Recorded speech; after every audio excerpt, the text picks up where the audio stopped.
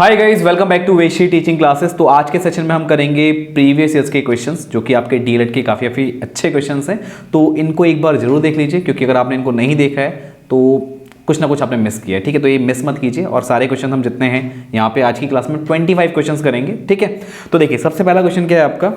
4 सिक्के हैं भाई साहब, जो 4 सिक्के हैं आपका जिनका व्यास है 2 सेंटीमीटर, और यदि ऐसे 4 सिक्के एक मेज पर इस प्रकार से रखे जाएं कि प्रत्येक का किनारा अन्य दो को स्पर्श करे, यानी यार फिगर को ऊपर देखो यार, सीधे फिगर दे रखी है उसने। तो उसने बोला भाई छायांकित जो भाग है उसका आपको क्या बताना है, एरिया बताना है।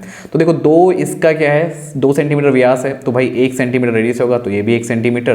तो जो आपका ये स्क्वायर है इसका जो साइड हो गया वो 2 हो गया, तो 2 सेंटीमीटर इसका एरिया निकालेंगे तो 4 निकल के आ जाएगा, 2 गुणा 2। ठीक है, माइनस अब क्या करेंगे, आपको ना ये सिर्फ छायांकित भाग चाहिए वाला पार्ट। तो भाई इसमें 1/4, 1/4, 1/4, 1/4, तो ये 4 टुकड़े मिलकर के पूरा कंप्लीट सर्कल बनाएंगे जिसका रेडियस कितना होगा 1 सेंटीमीटर। तो भाई पाई आर स्क्वायर, पाई कितना है 3.14 और आर कितना है 1, तो ये भी 1 हो जाएगा। तो 4 में से 3.14 माइनस कर देंगे, आपका आंसर आ जाएगा जो कि 0.86 सेंटीमीटर स्क्वायर होगा, जो कि आप देख सकते हैं ऑप्शन नंबर सी में है। आगे बढ़ते हैं। अब ये बोल रहा है भाई 2 अंकों की कितनी संख्याएं हैं जो 10 से पूर्णतया विभाजित हो जाती हैं। तो देखिए यार 2 अंकों की संख्याएं कहाँ से शुरू होती हैं, 10 से शुरू होती हैं और 99 पे ख़त्म होती हैं। तो भाई 10, 20, 30, 40 जाते जाते जाते 90 तक होगा, क्योंकि 99 तो 10 से विभाजित नहीं होगा। तो ये भाई काउंट करेंगे आप तो ये 9 संख्याएं निकल के आएंगी, यानी कि ऑप्शन बी आपका राइट आंसर होगा।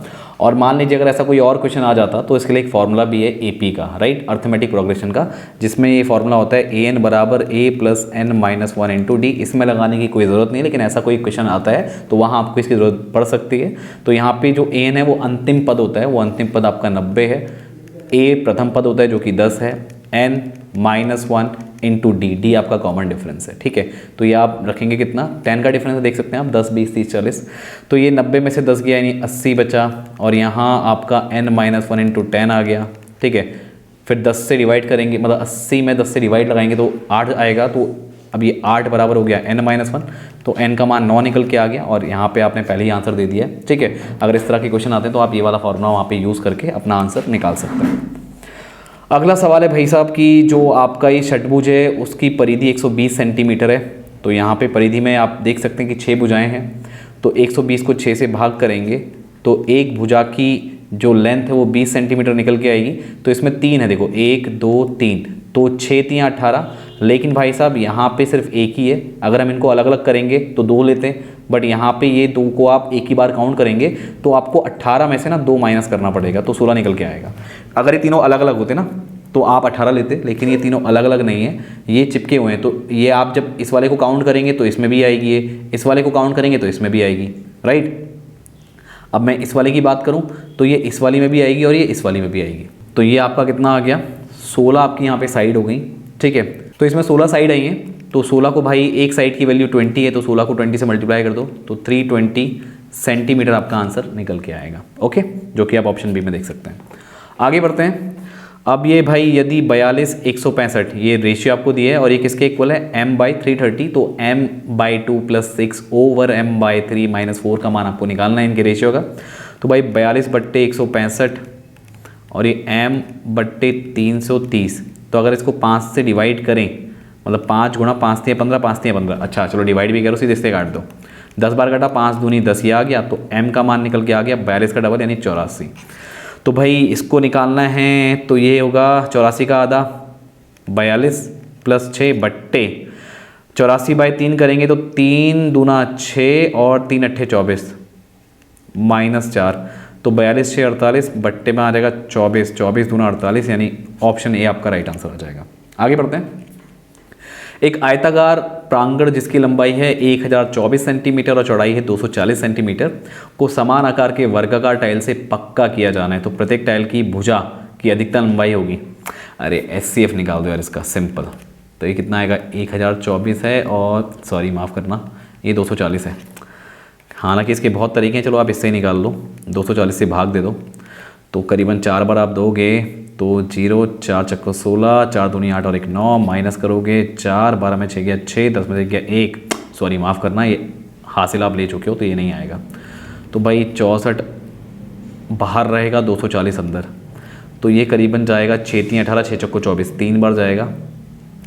तो भाई ये आपका आएगा 3×4 = 12, हासिल लगो 1, 3 6 18, 1 19।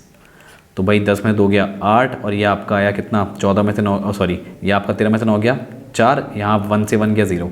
तो भाई ये 48 है यहाँ पे, और इसके भाग में आएगा अंदर को अब 64, 1 बार 2 48 आएगा, माइनस करो 14 में से 8 गया 6, और ये आ गया 1। अब ये 16 3 48 पूरा चला गया। तो भाई साहब इसका जो LCM है, सॉरी SCF आएगा वो आएगा 16, यानी इसका जो आंसर हो जाएगा वो आएगा 16 सेंटीमीटर। यानी आपको पता है कि वर्गाकार ट्रायल लगानी है, तो इसका मतलब है आपको एक ऐसा बड़े से बड़ा नंबर चाहिए जो दोनों को क्या कर सके, विभाजित कर सके। तो बड़ा से बड़ा नंबर क्या है आपका, 16 है। ठीक है, आगे बढ़ते हैं। एक त्रिआयामी आकृति, ठीक है, 5 फलक, ठीक है, 8 किनारे और 5 शीर्ष। तो भैया 5 शीर्ष आपको यहाँ मिलेंगे, ठीक है। 8 किनारे भाई इनको काउंट कर लो, ठीक है, जोड़ोगे सबको तो आपको ये 8 किनारे मिलेंगे, ठीक है। 5 फलक भाई इनको देखो, एक नीचे है 4 साइड में है, तो 5 फलक है, तो ऑप्शन ए आपका क्या है, आंसर है। एक एक्स पाइप है जो 12 घंटे में तथा पाइप वाई जो 8 घंटे में भर सकता है। एक तीसरा पाइप जेड जो 15 घंटे में खाली कर सकता है। सारे पाइप खोल दिए जाएं तो 5 घंटे में कितना भाग भर जाएगा। तो भाई एक एक घंटे में कितना भरेगा पहले वो निकाल लो। तो पहला वाला जो एक्स है वो 1 घंटे में 1/12 भरेगा, दूसरा वाला जो वाई है वो 1 घंटे में 1/8, और जो तीसरा वाला है जेड वो 1 घंटे में इतना खाली करेगा। इनको सॉल्व करके 5 से गुणा कर दोगे तो 5 घंटे में कितना टैंक भरेगा वो निकल आएगा। तो इनका एलसीएम निकालें, सीधे 120 लो यार, 10 यहाँ पे, 15 × 8 = 120, तो 15 यहाँ पे और 15 × 8 तो ये यहाँ पे आ गया। बाहर 5 है, 5 से काट दो इसको, 5 दूनी 10, 5 चौको 20, 10 15 25, 25 में से 8 गया 17, 17/24 कहाँ पे है आपका, ऑप्शन ए में। आगे बढ़ते हैं। एक दुकानदार वस्तु के अंकित मूल्य पर 4% की छूट देता है। यदि वस्तु का क्रय मूल्य 100 रुपये है तो वह 20% का लाभ कमाता है, तो उसका अंकित मूल्य कितना होगा। मान लो भाई साहब एक्स अंकित मूल्य है, 4% की छूट दे रहा है, तो भाई 96/100 एक्स का वो बेच रहे हैं, तो ये SP हो गया। तो भाई अब उसने बोला है क्रय मूल्य 100 रुपया है और 20% का लाभ ले रहा है, तो भाई आपको पता है SP बराबर होता है 100 + गेन % अपॉन 100 × CP। तो भाई SP है 96/100 एक्स, और ये आपका आ गया 120/100 गुणा CP कितना है 100 रुपया। तो 100 से 100 कटा तो x का मान कितना आ गया 120 × 100/96। तो आप इससे 12 × 12 10 बार गया, 12 × 8 = 96, तो 1000/8 हो गया। सॉल्व करोगे तो 8 × 8 2 बचा, 8 दूनी 16, 8 पंजे 40, 125 रुपये, यानी ऑप्शन सी। तो अंकित मूल्य कितना हो गया 125 रुपया। यदि किसी वर्ग की प्रत्येक भुजा को 2 गुना किया जाए तब क्षेत्रफल में प्रतिशत वृद्धि होगी। तो भाई साहब अगर x उसकी भुजा है तो उसका क्षेत्रफल कितना होगा x², डबल कर दोगे तो भाई 2x हो जाएगा, तो इसका क्षेत्रफल कितना हो जाएगा 4x²।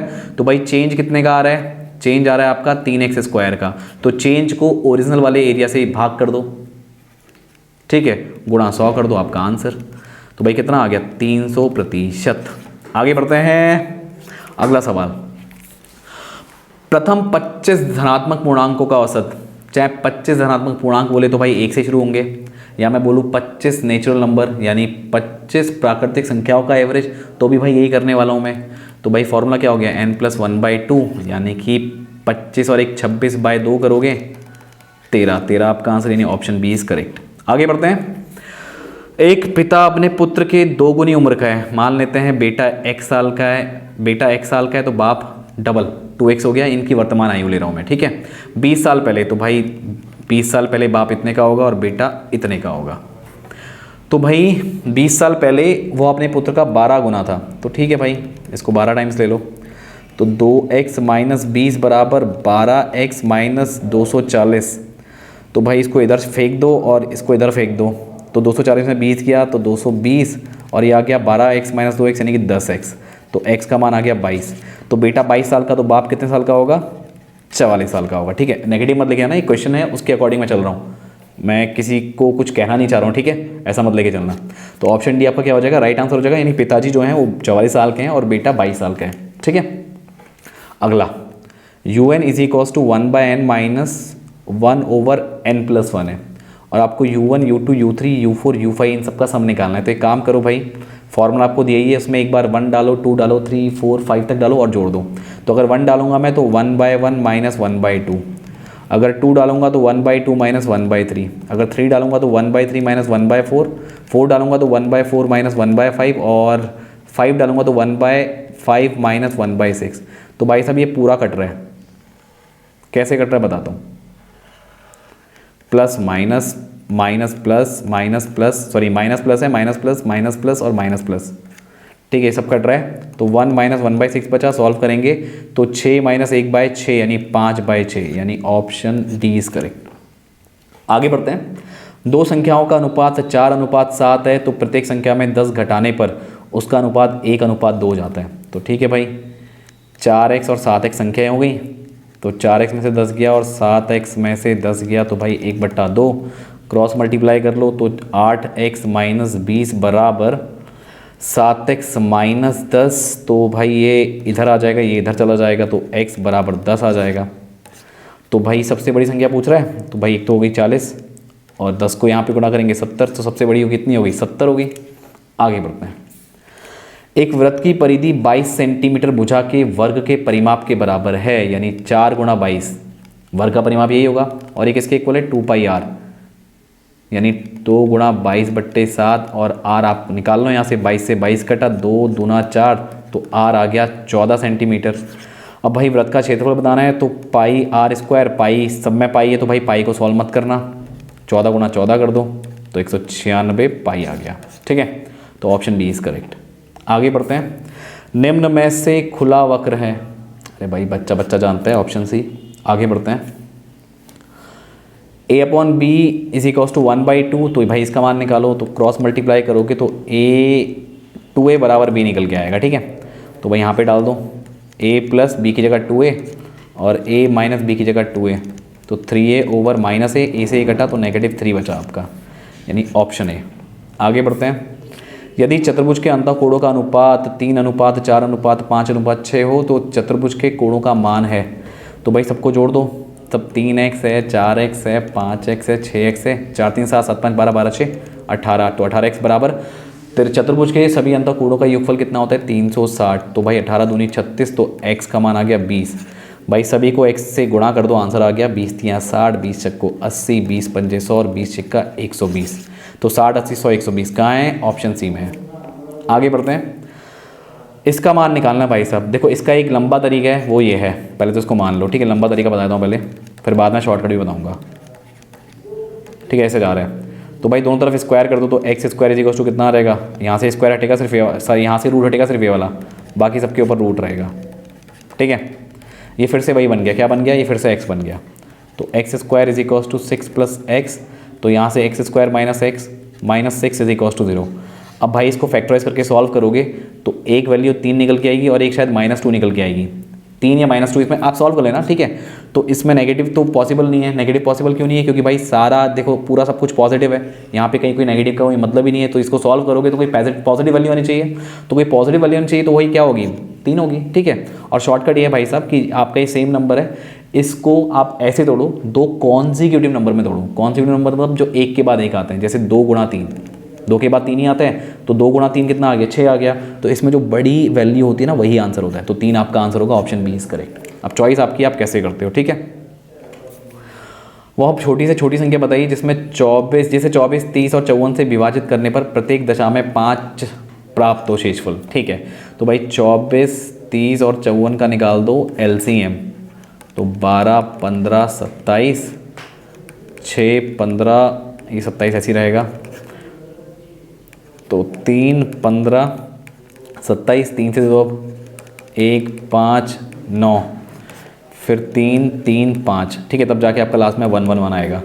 2 दूनी 4 दूनी 8, 8 पंजे 40, पहले ये कर लो, फिर 3 3 9 9 27, तो भाई 40 को 27 से गुणा करोगे तो 4 7 28, हाथ से लगो 2, 4 2 8 और 1 8 और 2 10, और भाई 5 तेजफल भी बच रहा है तो 5 जोड़ना पड़ेगा, तो 1085, कहाँ पे, ऑप्शन सी में। आगे बढ़ते हैं। यदि n एक पूर्णांक संख्या है तब संख्या n³ - n सदैव विभाजित होगी, तो भाई एक एक करके रख के देख लो, 1 का क्यूब -1 करोगे 0, 2 का क्यूब -2 करोगे तो भाई 6, 3 का क्यूब -3 करोगे तो 3 3 9 3 27, 3 माइनस करोगे तो 24, तो भाई 6 से हो रहा है डिवाइड। एक और देख लेते हैं, 4 चक्को 16, 16 चक्को 64 माइनस 4 60। तो भाई साहब हर एक संख्या जो आ रही है रिजल्ट में वो सब किससे डिवाइड हो रही है? 6 से। जीरो भी भाई जीरो हर एक नंबर से डिवाइड होता है, ठीक है। तो 6 आपका आंसर होगा, यानी ऑप्शन सी। 11 नहीं है, 5 नहीं है, 7 नहीं है, गलत। दिए गए चित्र के अनुसार एक वृत्त के अंदर एक समबाहु त्रिभुज है। यदि वृत्त का केंद्र O है तो BOC का मान है। तो भाई समबाहु है तो भाई ये 60 होगा। और आपको पता होना चाहिए कि अगर आप सेगमेंट पे कोई भी 2 पॉइंट ले रहे हो, ठीक है, और उससे सेम सेगमेंट पे अगर एंगल बनाते हो, जैसे ये और ये, तो ये एंगल तो बराबर होते हैं, जैसे ये 60 ये 60। बट जो उन्हीं 2 पॉइंट से जो आपका सेक्टर पे बन रहा है, उन्हीं 2 पॉइंट से जो सेंटर पे बन रहा है, तो भाई साहब सेंटर वाला एंगल क्या होता है? डबल होता है। तो 60 का डबल 120, यानी ऑप्शन सी इज करेक्ट। आगे बढ़ते हैं। एक कक्षा में सभी 10 विद्यार्थियों का भार इस तरह दे रखा है आपको, और इस कक्षा में औसत भार से अधिक भार वाले छात्रों की संख्या आपको बतानी है। तो भाई 3 5 8 8 8 16 16 4 20 25 25 और 1 26 26 2 आपका 28 28 3 31 31 4 आपका हो गया 35 35 5 40 40 का जीरो हासिल लोगों 4 4 3 7 7 3 10 10 3 13 13 3 16 16 4 20 4 24 4 28 4 32 32 और 4 36 36 4 40, तो 400 हो गया। और 10 लोग हैं भाई, भाग कर दो तो 40 आ रहा है एवरेज। तो औसत भार से अधिक कौन कौन है भाई? 40 से ज़्यादा कौन कौन है? 1 2 3 4 5 5 लोग हैं, तो ऑप्शन बी इज करेक्ट। आगे बढ़ते हैं। ए का वेतन बी से 50% अधिक है, तो बी का वेतन ए से कितना प्रतिशत कम होगा? तो भाई आधा तो कम नहीं होगा, तो देखो ये तो हो नहीं सकता, आधा भी कम नहीं होगा, इस चीज़ का ध्यान रखना। तो भाई यही ऑप्शन बचता है। और शॉर्टकट तरीका क्या है इसका? अगर मान लो बी का वेतन, ए का वेतन बी से 50% अधिक है, तो अगर बी का वेतन 100 है तो ए का क्या होगा? 150 होगा। ये बी का है, ये ए का हो जाएगा। तो भाई इसका जो कितना प्रतिशत कम है आप ए से कंपेयर कर रहे हो, ठीक है। तो भाई जो ए और बी के वेतन का डिफरेंस है उसको ऊपर ले लो। तो दोनों के वेतन का डिफरेंस कितना है? 50। और किससे कंपेयर कर रहे हो? ए के वेतन से कंपेयर कर रहे हो, तो ए के वेतन को नीचे ले लो, गुणा 100। सॉल्व कर दो, आपका आंसर आ जाएगा। तो 5 का 5 3 15, तो 100/3 जब आप सॉल्व करोगे तो 33 सही 1/3% आपका आंसर निकल के आएगा, ठीक है। आगे बढ़ते हैं।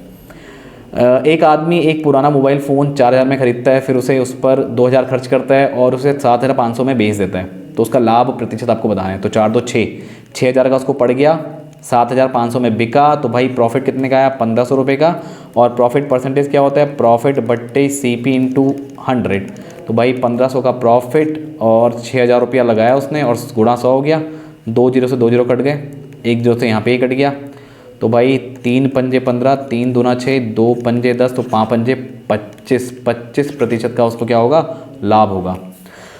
इसका निकालना भाई साहब को लॉस हो, तो जो ऊपर वाले न्यूमरेटर यानी जो आपके अंश हैं उनका लॉस हो और जो हर है उनका मॉस हो। तो 2 3 4 का जो लॉस आएगा 12 आएगा, ठीक है। और इनका जो मॉस आएगा 3 5 7 का वो आएगा 1, तो 12 आपका क्या हो जाएगा? राइट आंसर हो जाएगा, ठीक है। 2 3 4 का आपका जो निकालेंगे ना लॉसो, देखिए 6 जो है 6 में 4 का भागा नहीं जाएगा, 2 3 का जाएगा। लेकिन लॉसो में तो आपको क्या लेना है? आपको एक छोटा मल्टीपल लेना है जिसमें तीनों से क्या जाए आपका, बस एक ऐसा छोटा मल्टीपल जिसमें तीनों का भागा जाए, तो 12 ही निकल के आएगा।